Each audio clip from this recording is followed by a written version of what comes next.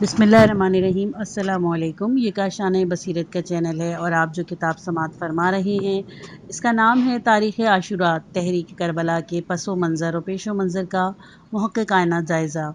کتاب ہے ابراہیم آئیٹی کی اور اس کا ترجمہ کیا ہے ایم اے انصاری نے۔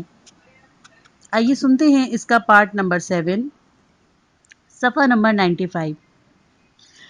یہ ہے مطلب اس جملے کا جو امام حسین علیہ السلام نے یزید کے بارے میں لکھا تھا۔ یہی شخص خلیفہ بن گیا تھا اور اس نے امام حسین علیہ السلام پر دباؤ ڈالا تھا کہ اس کی بیعت کر لے اور اسے اپنے نانا کا خلیفہ برحق تسلیم کر لے۔ آئیے دیکھیں کہ امام نے بیعت کیوں منظور نہیں کی اور شہادت کیوں قبول کی۔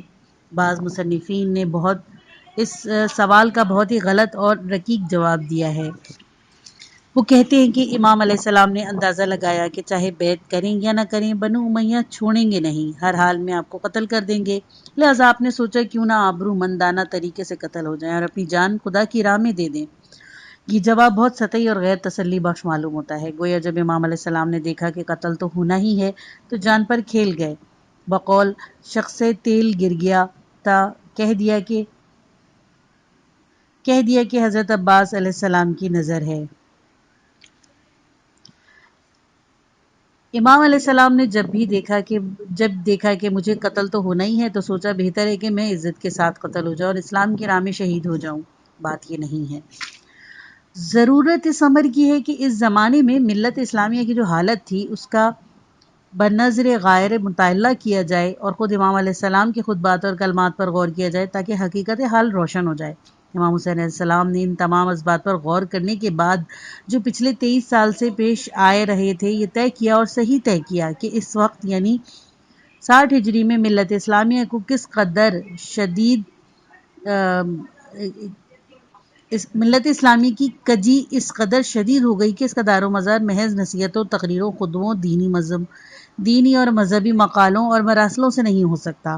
نہ ان باتوں سے امت کو راست پر لانا ممکن ہے۔ اگر معمولی کجی ہوتی تو ممکن تھا کہ معمولی تحریک یا معمولی اقدام سے اسے دور کیا جاتا اور منحرفین راہ راست پر آ جاتے، لیکن کجی اتنی غیر معمولی اور شدید تھی کہ اس کا اثر بنیادی اصولوں پر پڑ رہا تھا، پھر کسی ایک شخص کی اصلاح کا معاملہ نہیں تھا۔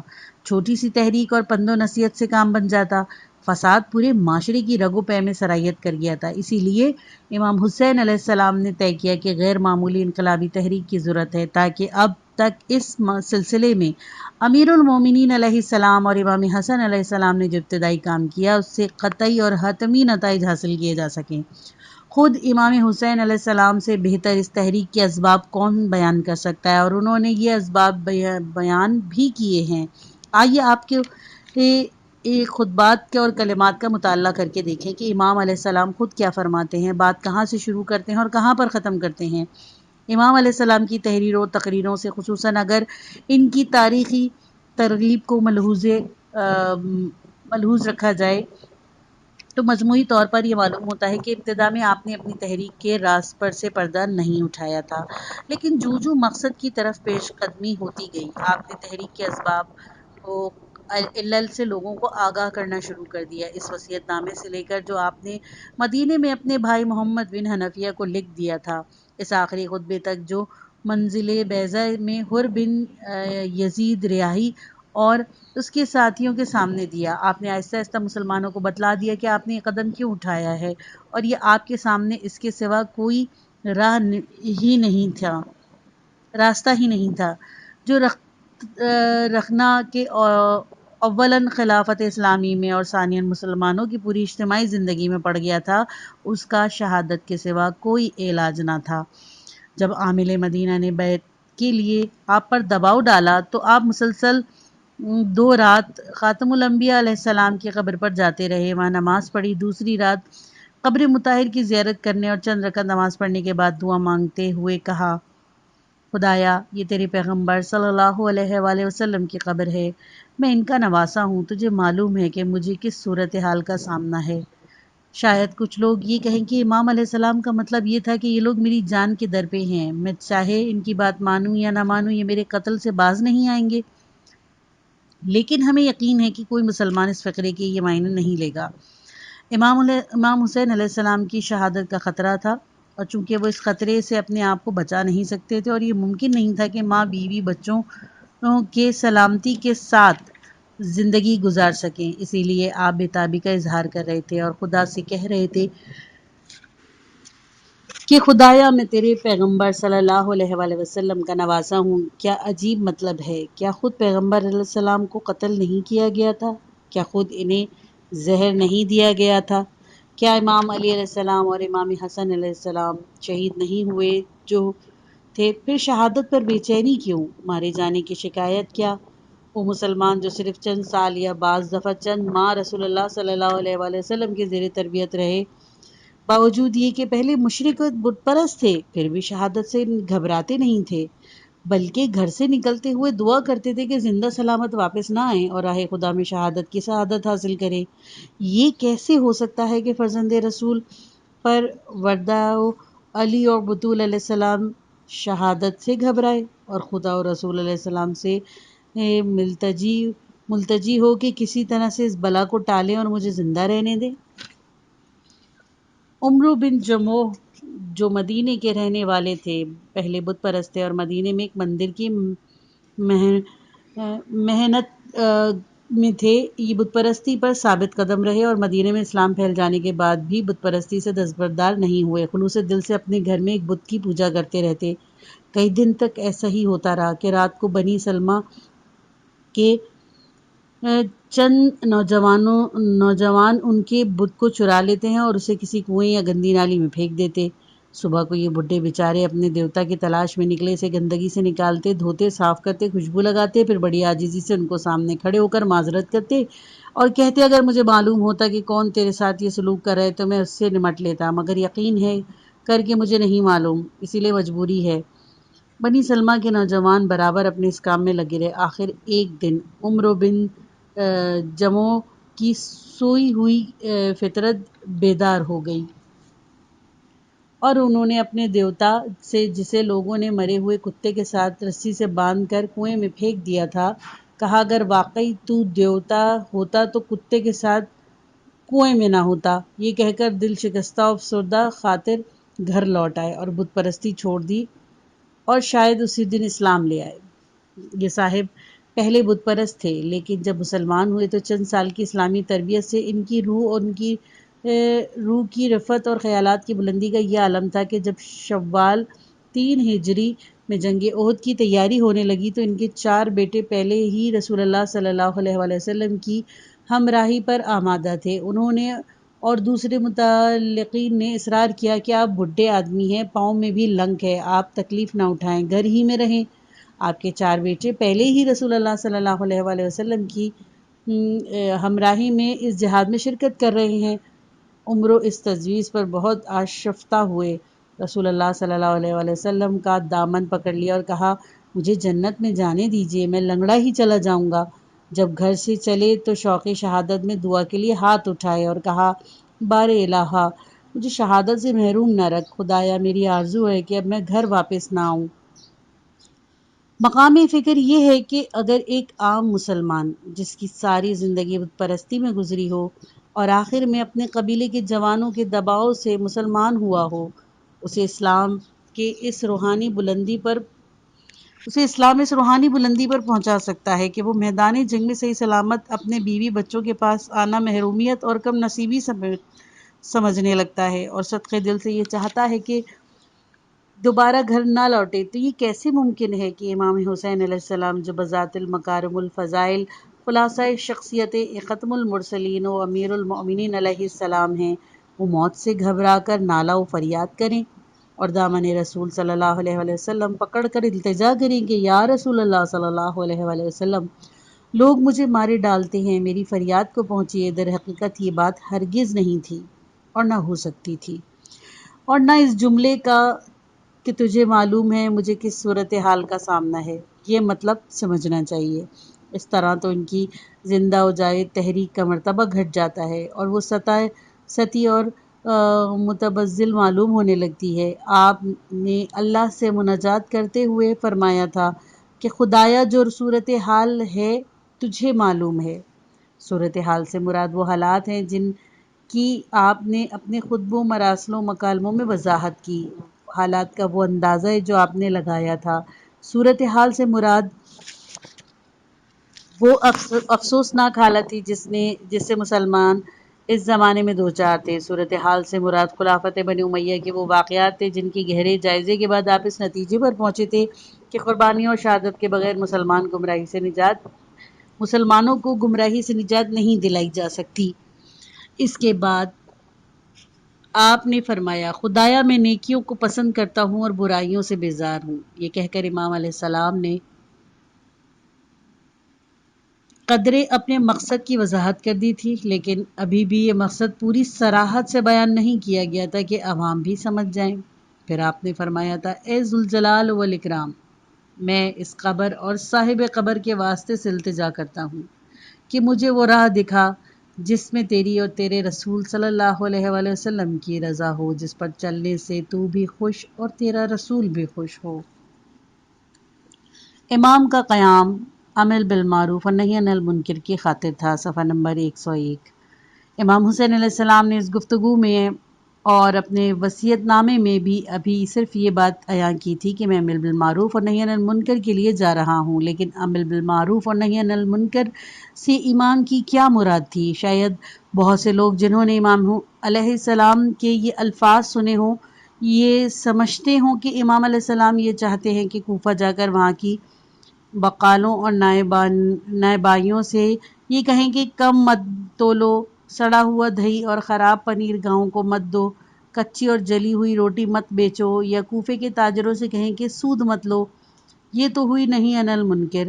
ساتھ ہی جوانان کوفہ سے یہ کہیں گی کہ واجب نماز سے غفلت نہ کرو، اگر تمہارے پاس روپیہ ہو تو حج کے لیے ضرور جاؤ۔ یہ ہوا امر بالمعروف، لیکن اصل میں معاملہ اس سے کہیں زیادہ تھا۔ اس قسم کا امر بالمعروف اور نہی عن المنکر ایک اچھا اور ضروری کام صحیح، لیکن یہ کام تو کوفہ کے معمولی علماء بھی انجام دے سکتے ہیں، اس کے لیے امام علیہ السلام کی جانے کی کیا ضرورت تھی؟ بات دراصل یہ ہے کہ امام حسین علیہ السلام وہ کچھ کرنا چاہتے تھے جو کوئی دوسرا نہیں کر سکتا تھا۔ اس وقت کے حالات میں صرف ان ہی کی شخصیت تھی جو ایسا اقدام کر سکتی تھی، جس کی یاد ہمیشہ تازہ رہے۔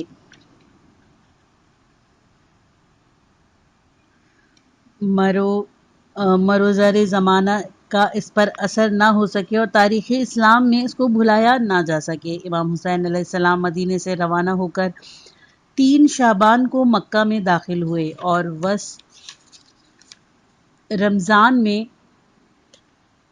اپنے غمزدہ بھائی مسلم بن عقیل کو کوفہ بھیجا۔ رمضان کے باقی دنوں میں شوال اور ذوالقعدہ اور 8ویں ذی الحجہ تک مکے میں مقیم رہے۔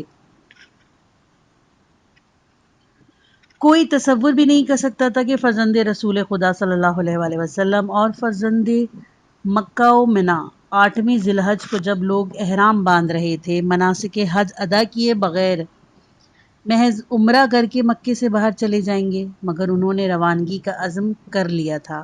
خانہ کعبہ کا طواف کیا، صفا و مروہ کے درمیان سعی کی، احرام کھول دیا، اور اسی لیے کہ اندیشہ تھا کہ کہیں انہیں حرم مکہ میں ہی گرفتار یا قتل نہ کر دیا جائے۔ اس طرح قتل ہونے سے ان کا مقصد حاصل نہیں ہو سکتا۔ امام علیہ السلام نے قتل سے بچنے کے لیے مکہ نہیں چھوڑا، بلکہ وہ اس لیے مکے سے روانہ ہوئے تاکہ اگر قتل ہوں تو اس طرح قتل ہوں کہ ان کی شہادت سے رہتی دنیا تک اسلام کو فائدہ پہنچے۔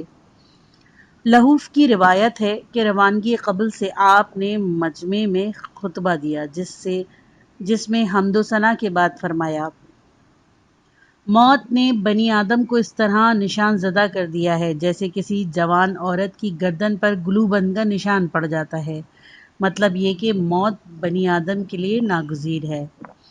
یہاں آپ نے بات کو واضح کر دیا کہ آئندہ پیش آنے والے واقعات کی طرف بھی ہلکا سا اشارہ کر دیا، موت اور شہادت کی بات کی، اور یہ بتایا کہ اس وقت یعنی 60 ہجری میں معاملہ اس حد سے گزر چکا ہے کہ اس کی اصلاح مالی یا زبانی کوشش سے ہو سکے۔ خود امام حسین علیہ السلام کے مواعظ میں اب بے اثر تھے۔ آپ نے یہ کہہ کر کہ موت نے بنی آدم کو نشان زدہ کر دیا ہے، یہ واضح کر دیا کہ جو دینی اور اجتماعی بگاڑ پیدا ہو چکا ہے، اب شہادت ہی اس کی اصلاح کی واحد صورت ہے، اور شہادت بھی کسی ایسے شخص کی جو دختر زادہ رسول صلی اللہ علیہ وآلہ وسلم ہو۔ اس خطبے میں بھی جو آپ نے مکے سے روانگی سے قبل دیا تھا، بات صرف شہادت کی ہے، موت کی ہے، اور رسول خدا صلی اللہ علیہ وآلہ وسلم اور اپنے والدین کے پاس جانے کی ہے، کربلا کے بھوکے بھیڑیوں کے پنجے میں پھنسنے کی ہے۔ پھر بھی یہ تذکرہ نہیں کیا کہ اس سفر کا یہی انجام ہوگا۔ ہمیں معلوم ہے کہ یہ خطبہ آپ نے 8ویں ذی الحج سے پہلے شاید 7ویں ذی الحج کو مسجد الحرام میں حجاج اور زائرین کو کعبے میں مجمع میں دیا۔ اس وقت بظاہر حالات امام علیہ السلام کے حق میں تھے، اور اکثر لوگ یہی سمجھتے تھے کہ جلد ہی یزید بن معاویہ کا زوال ہو جائے گا اور خلافت اس کے صحیح حقدار یعنی امام حسین علیہ السلام کو مل جائے گی، کیونکہ مسلم بن عقیل اطلاع دے چکے تھے کہ سب لوگ آپ کے ساتھ ہیں اور آپ کے سوا کسی کو امامت و خلافت کا مستحق نہیں سمجھتے اور کسی دوسرے کو بطور حاکم قبول نہیں کرتے۔ اسی لیے جلد سے جلد آئیے۔ بظاہر حالات بڑے اطمینان بخش اور حوصلہ افزا تھے، لیکن پھر بھی امام علیہ السلام کی شہادت کی بات کر رہے تھے اور عراقی بھیڑیوں کی درندگی کا تذکرہ کر رہے تھے۔ بات وہی ہے جو ہم پہلے کہہ چکے ہیں کہ امام حسین علیہ السلام نے یہ اندازہ لگا لیا تھا کہ میری اور میرے ساتھیوں کی شہادت کے بغیر کوئی مفید نتیجہ برآمد نہیں ہو سکتا، اور اسی لیے آپ نے کہا کہ موت ناگزیر ہے اور بندے موت بشر کے گلوئے گیر ہے۔ اس کے بعد آپ نے فرمایا، جس طرح یعقوب علیہ السلام اور اپنے فرزند یوسف علیہ السلام سے ملنے کے مشتاق تھے، اسی طرح میں بھی اپنے اسلاف یعنی رسول اللہ صلی اللہ علیہ وآلہ وسلم، علی علیہ السلام، حمزہ علیہ السلام اور جعفر علیہ السلام اور اپنی ماں فاطمہ زہرا علیہ السلام کے دیدار کا مشتاق ہوں۔ میرے لیے شہادت گاہ تجویز ہو چکی ہے، میں وہیں جا رہا ہوں۔ اس سے معلوم ہوتا ہے کہ یہ حسین بن علی علیہ السلام کی ذاتی تجویز نہیں تھی، بلکہ من جانب اللہ تھی۔ خدائے بزرگ و برتر نے ازل سے ہی مقدر فرما دیا تھا کہ امت میں ایسا فساد رونما ہوگا اور حسین علیہ السلام جان کی بازی لگا کر شہید ہوں گے۔ اور پھر فرمایا، میں دیکھ رہا ہوں گویا بیابانی بھیڑیے نوئیس اور کربلا کے درمیان میرے جسم کے ٹکڑے نوچ رہے ہیں۔ وہ اپنے بھوکے پیٹ اور خالی زنبیلیں بھر رہے ہیں، وہ اپنی زنبیلیں اور اپنے پیٹ بھرنے کے لیے موجود ہیں، اور میں اس سماجی اور دینی بگاڑ کے خلاف جنگ کرنے کے لیے موجود ہوں جو مقدر میں ہے۔ اس سے کوئی مفر نہیں، یہ تجویز اللہ کی طرف سے ہے، اور میں نے اس موجودہ حالات کا اصلاح کا ذریعہ میری شہادت کو قرار دیا ہے۔ ہم اہل بیت علیہ السلام کی خوشی وہی ہے جو اللہ کی رضا ہے۔ اس کی طرف سے جو بھی مصیبت آئے ہم اس پر صبر کرتے ہیں، وہ ہمیں صابروں کو پورا اجر دیتا ہے۔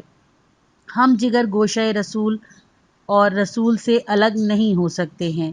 بہشت بری میں ہم رسول اللہ صلی اللہ علیہ وآلہ وسلم کے ساتھ ہوں گے تاکہ ہمیں دیکھ کر آپ صلی اللہ علیہ وآلہ وسلم کی آنکھیں ٹھنڈی ہوں، اور آپ صلی اللہ علیہ وسلم وہ وعدے پورے کریں گے جو آپ نے ہم سے کیے ہیں۔ جو ہمارے لیے جان قربان کرنے کے اور خدا سے ملنے کے لیے تیار ہو، صرف وہ ہمارے ساتھ چلے۔ میں انشاءاللہ کل صبح روانہ ہو رہا ہوں۔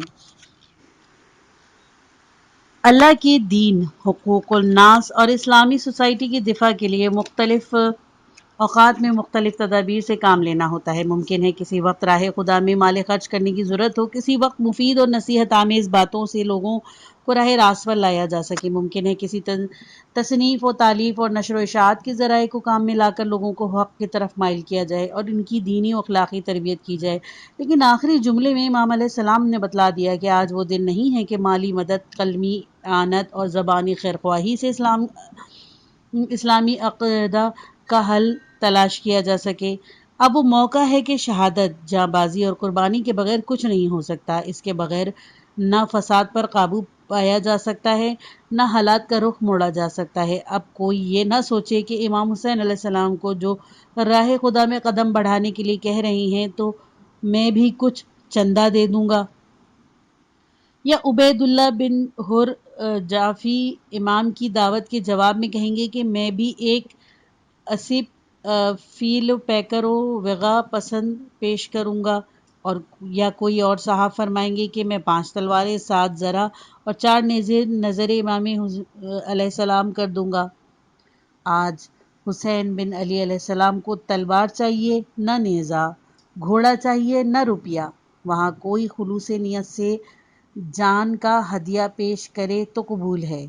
کوئی راہ خدا میں جان دینے پر آمادہ ہو، جو خدا سے ملاقات کا متمنی ہو، وہ امام کا ہمسفر ہو جائے، انشاءاللہ کل صبح روانگی ہوگی۔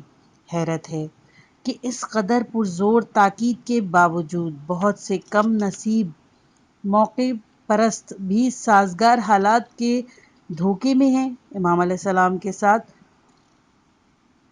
ہو لیے، اور شاید ان میں سے بیشتر مسلم بن عقیل کی شہادت کی خبر ملنے تک ساتھ رہے۔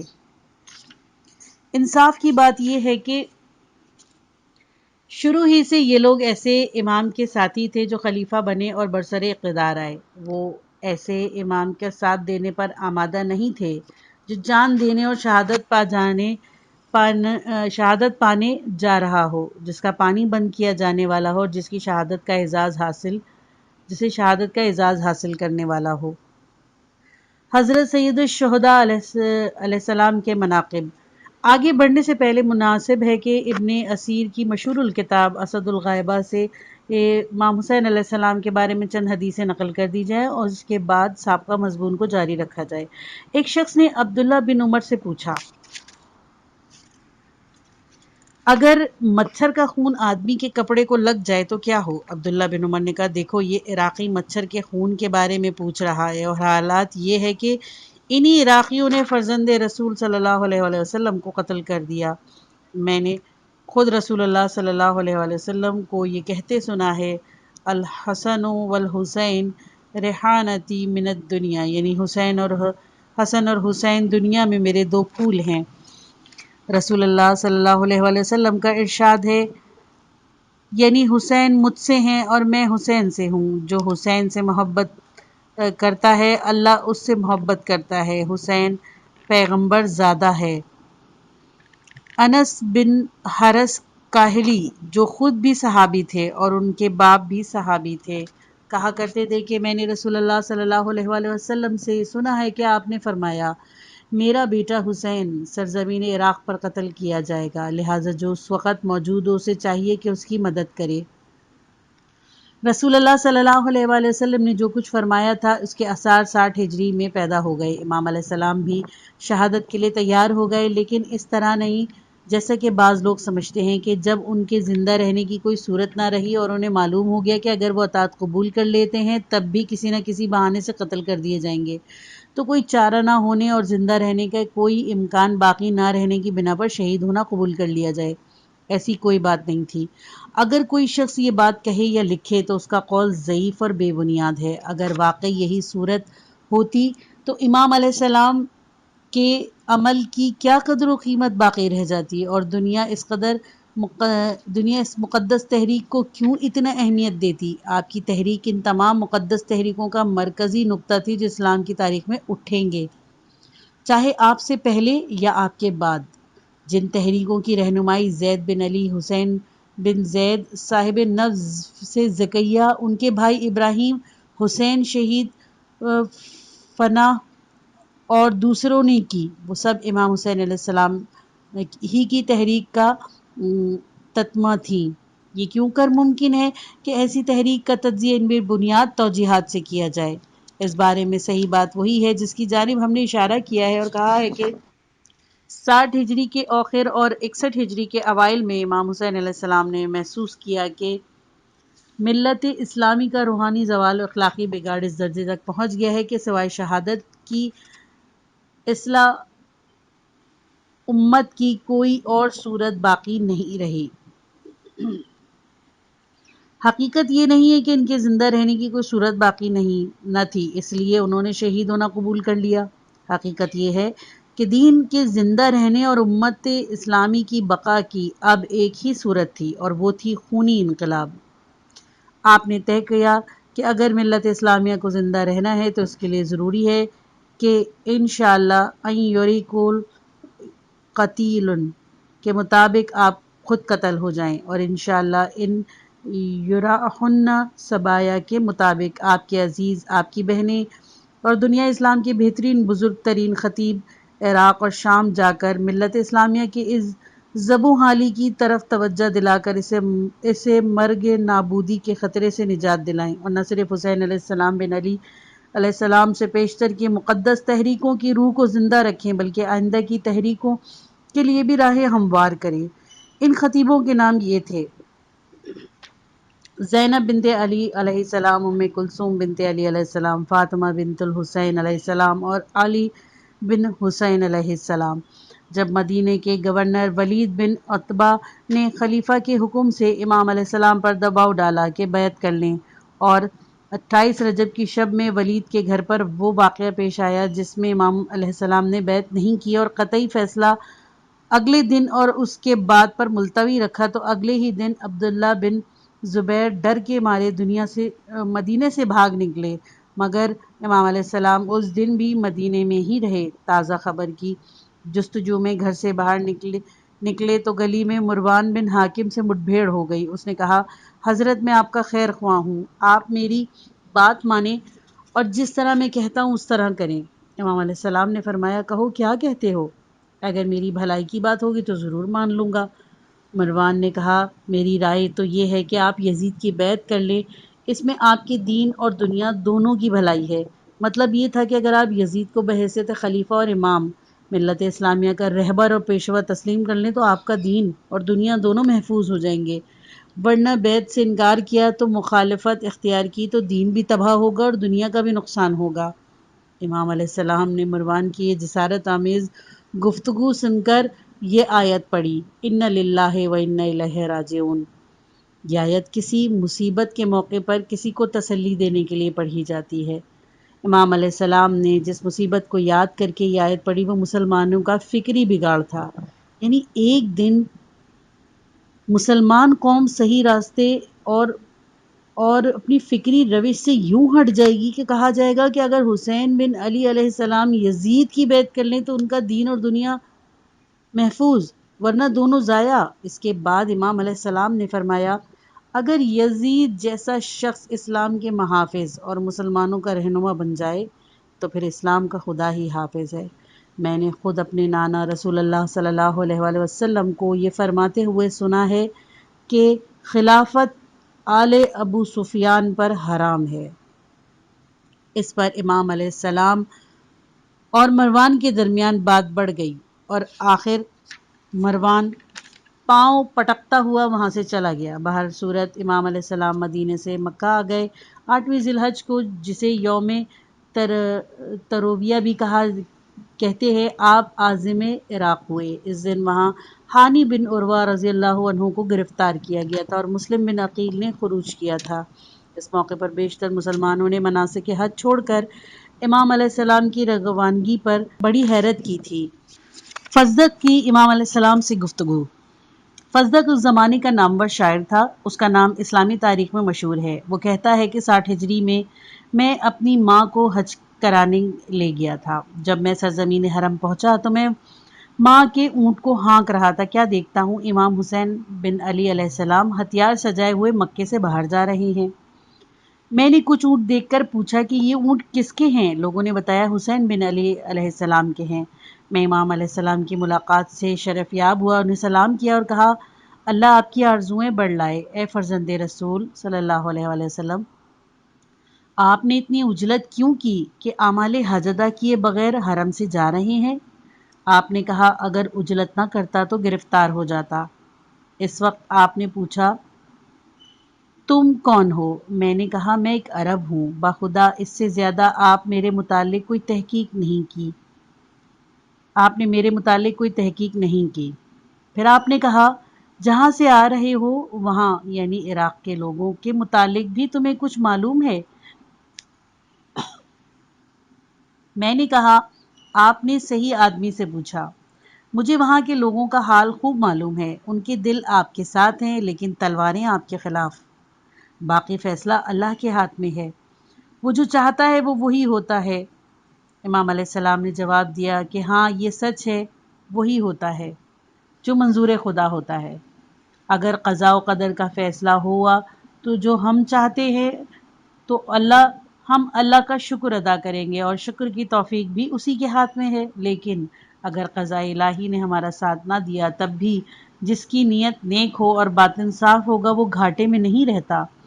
فصدق نے کہا اللہ آپ کی مرادیں بڑھلائے، ہر بلا سے محفوظ رکھے۔ اس کے بعد فصدق نے امام علیہ السلام سے حج سے متعلق کچھ مسائل پوچھے اور جواب بثواب پا کر رخصت ہوا۔